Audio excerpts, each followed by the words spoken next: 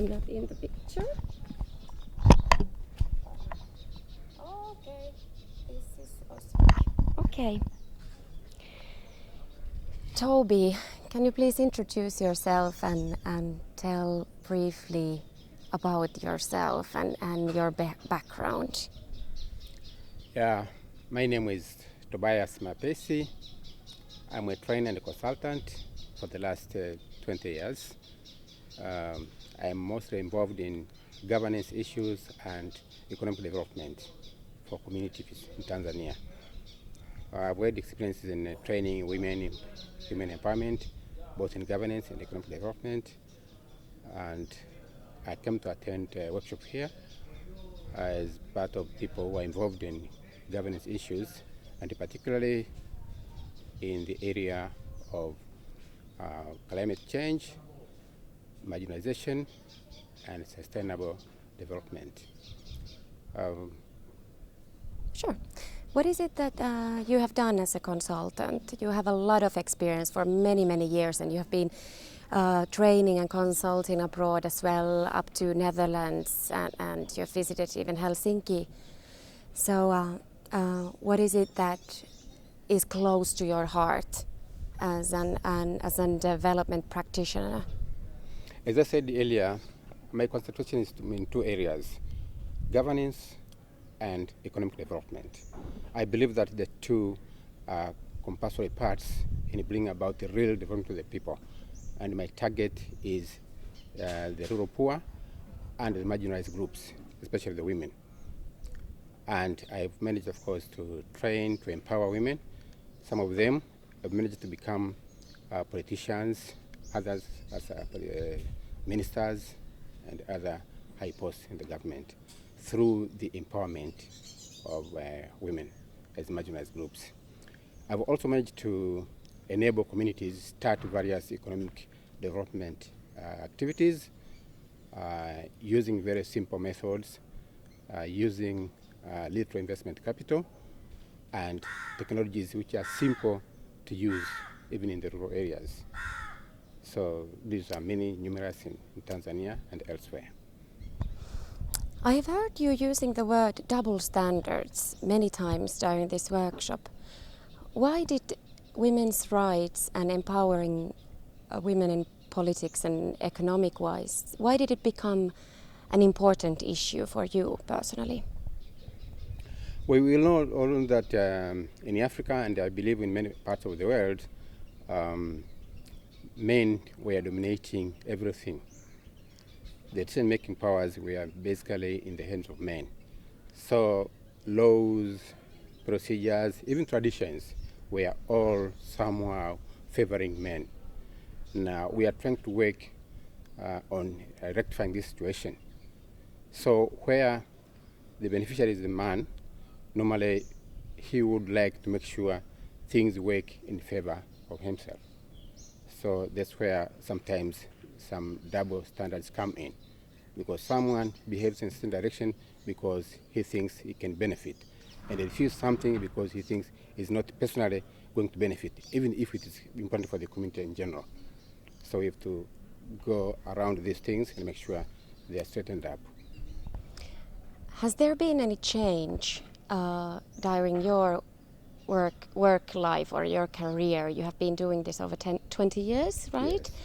So are things moving forward? Well, a lot of changes have taken place.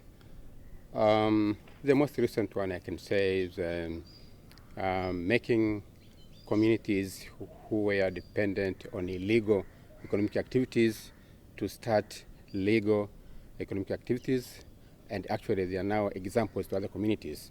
Some groups are going to those communities to learn what they are doing and adopting their systems. So that's just one example of the change that I think have taken place.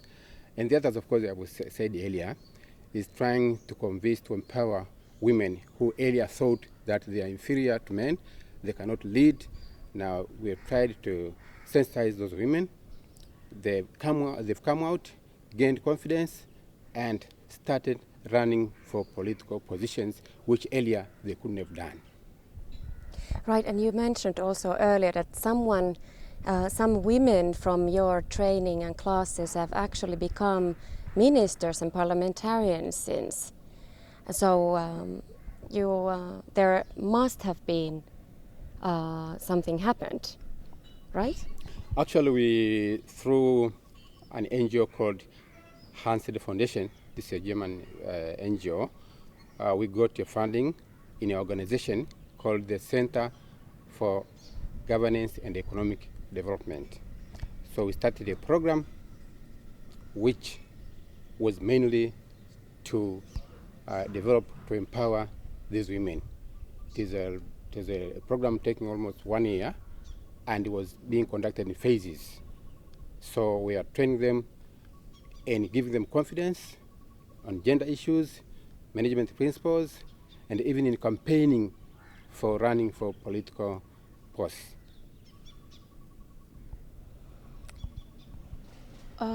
In this context, in terms of your wide experience in human rights in Kenya and women's rights and gender empowerment and good governance, what would you say about this workshop? I mean, just reflect, what are the first things that come into your mind of this whole workshop from Monday to Friday? I would say that this workshop has added something to me. In other words, it's like having an extra tool into my toolbox. There are some new additions, for example, the participatory video. This something is a new tool for me, and actually I'm going to use it immediately after leaving this place.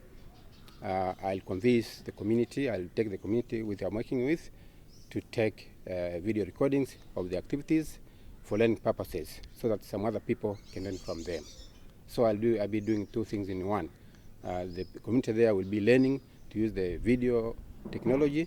At the same time, they'll be using the same thing to educate other communities. That's one thing that I've learned from this workshop. And again, the interconnectedness of issues. So you find that climate change, for example, and poverty eradication, they are somehow interconnected. So by solving one problem, you also find that you are solving another problem.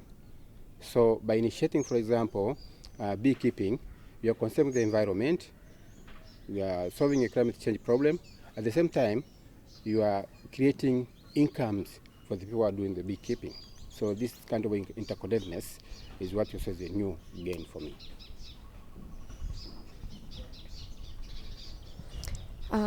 So this is good news. I mean, I'm glad to hear that you are planning even to do your own participatory video workshop or using the method later on in your context. What were your personal objectives in terms of this workshop before you came here, and have they in any way have the workshop in any way met these your objectives? Have they been fulfilled partly or fully, or how have your objectives and the workshop met each other? When I attend any workshop, personally, my primary objective is first to learn something, to share something. So I learn from others, and the others also learn from me. Those two objectives have been achieved greatly. Now, on my part, as I said earlier, I've learned some aspects of, for example, participatory video, which I can use in my other places. And at the same time, my colleagues have also learned something from me. Some of them will be going to introduce beekeeping in their places and introducing other income-generating activities which are simple, rural-based, and can easily be adopted by other communities. Great. What could have we done better, we as organizers of this workshop? What things could we have been considered more, or were there some things that we basically just did wrong, to your opinion, or? Is there any critique you would like to give us? Generally, the workshop was well organized, very nice. However, there is always room for improvement. And I think the best way to make improvements is to opt in or to involve the participants in arranging this, everything, because we could get some inputs from the participants which could make even better what is good right now. So next time I think we could involve participants in getting views on how best to arrange certain things. Thank you. My final question would be,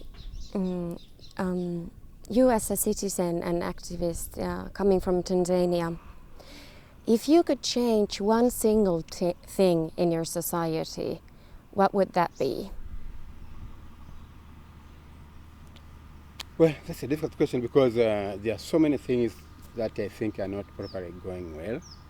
But if you are limiting me to one thing, that will be changing the mindsets of people who believe in what I would call outdated traditions and change into modern and more pro-development traditions or initiatives and principles. Can you give an example, a concrete example of this? Well, for example, we have some traditions in Tanzania which are not pro-development. They lead to gender-based violence. They lead to marginalization of other groups. Such things mostly are rooted in some traditions. Now, it's quite a challenge to get into the people's minds, to change those mindsets, and come to understand that some of the traditions are worth leaving behind and adopting other principles. Sure. This was all my questions. Is there something that you would like to say to me, to us, to people?